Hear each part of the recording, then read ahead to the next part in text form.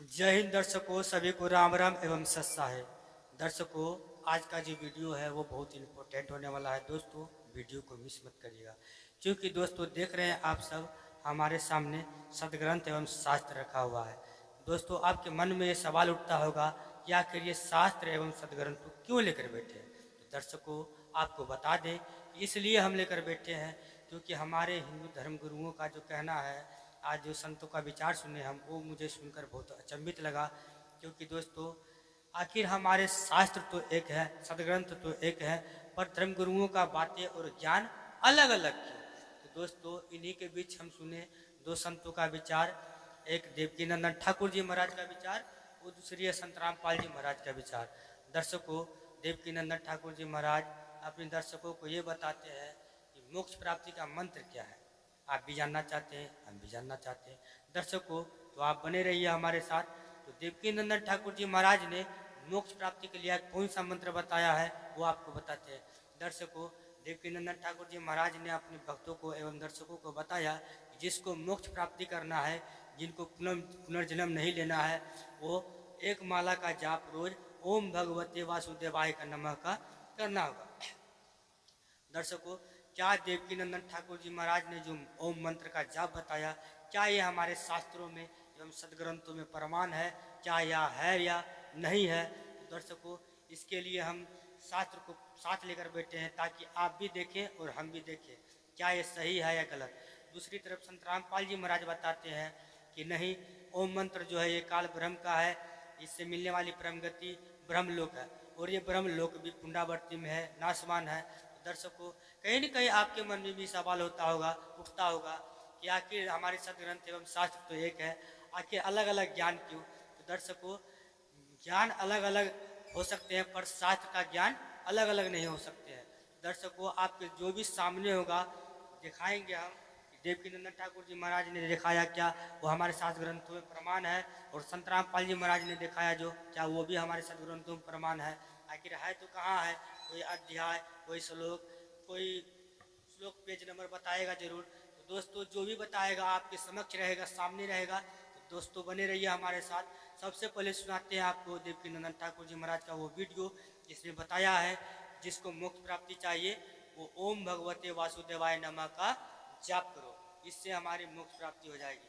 और दूसरा दिखाएंगे आपको जिसमें संत रामपाल जी महाराज ने दिखाया है कि नहीं, ये ओम मंत्र जो है ये काल ब्रह्म का है, ये इससे मिलने वाली परम गति जो है वो ब्रह्मलोक है, और ये ब्रह्मलोक भी नासवान है, पुंडावर्ती में यानी जन्म मृत्यु में है। तो दोस्तों, सबसे पहले दिखाते हैं आपको देवकीनंदन ठाकुर जी महाराज का विचार।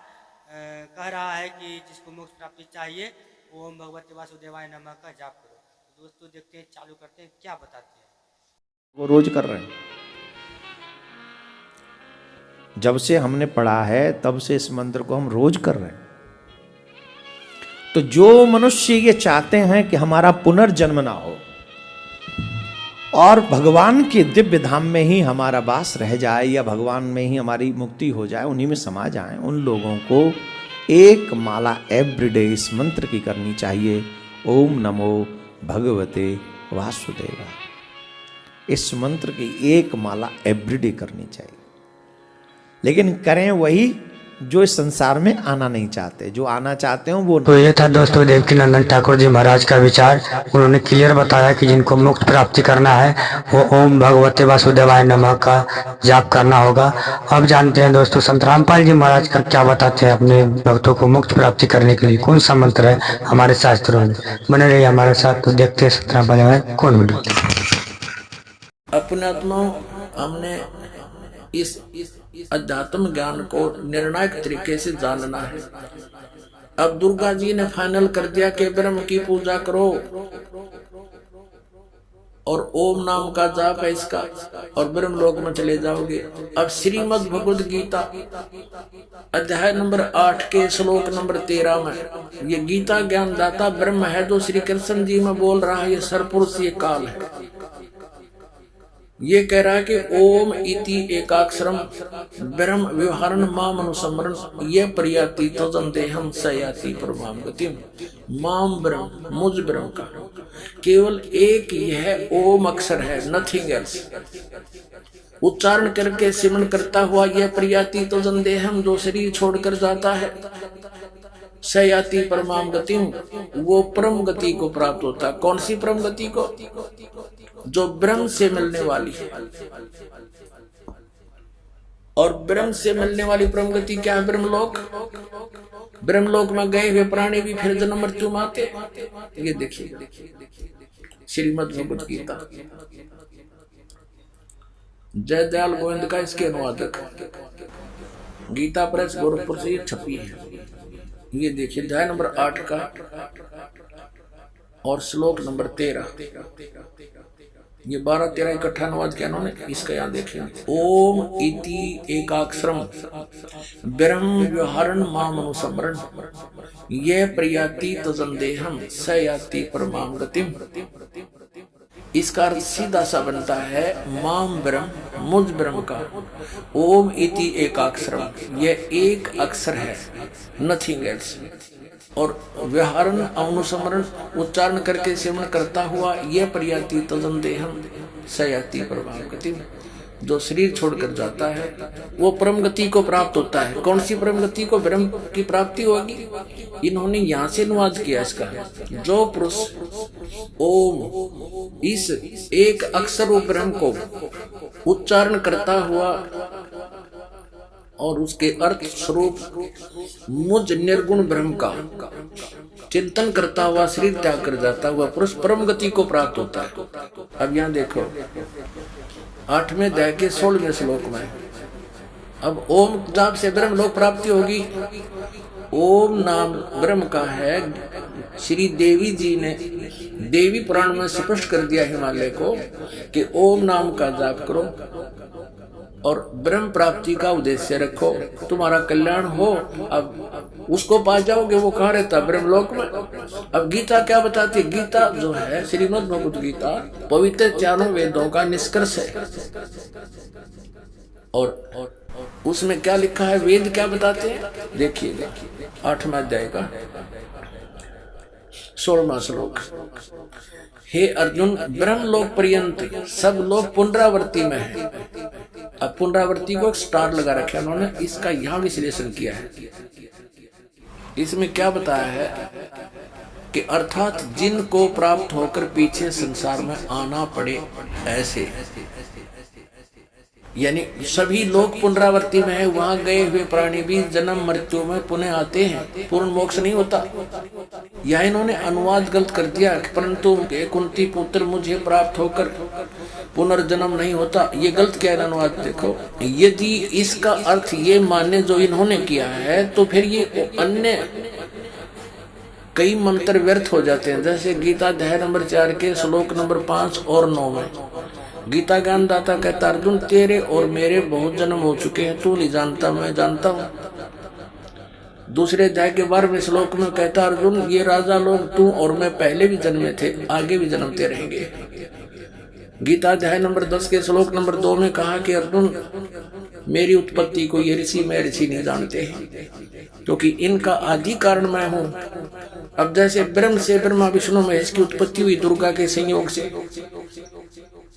तो ब्रह्मा विष्णु महेश अपने जन्म के बारे में कैसे जान सकते हैं और अपने पिता के बारे में जानने का मतलब क्या? तो दादाजी बताया करता है। तो उस दादाजी ने यानी सबके रचने वाले कबीर परमेश्वर ने आकर के बताया है इस ब्रह्म की उत्पत्ति कैसे हुई, ब्रह्मा विष्णु महेश की उत्पत्ति कैसी हुई। आज से 600 वर्ष पहले परमात्मा ये ज्ञान बताकर लिखवा कर चले गए थे, जो आज सदग्रंथों में प्रमाण। तो ये क्या सिद्ध हो गया कि ब्रह्म लोक में यानी ओम की साधना ब्रह्म को टारगेट बनाकर जाप करने वाले भी ब्रह्म लोक में गए, वहां से भी जन्म मृत्यु रही।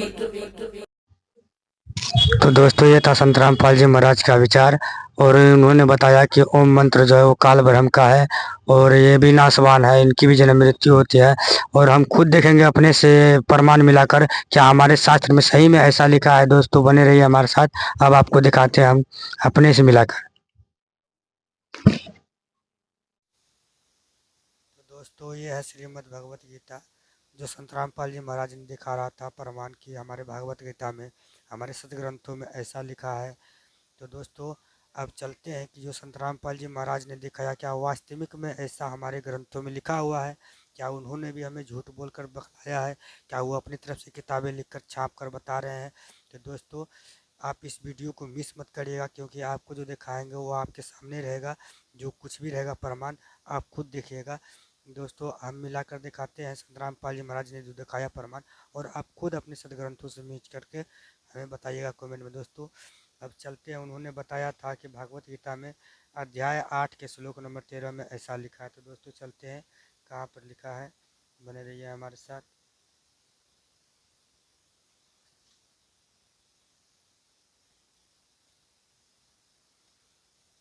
ये है दोस्तों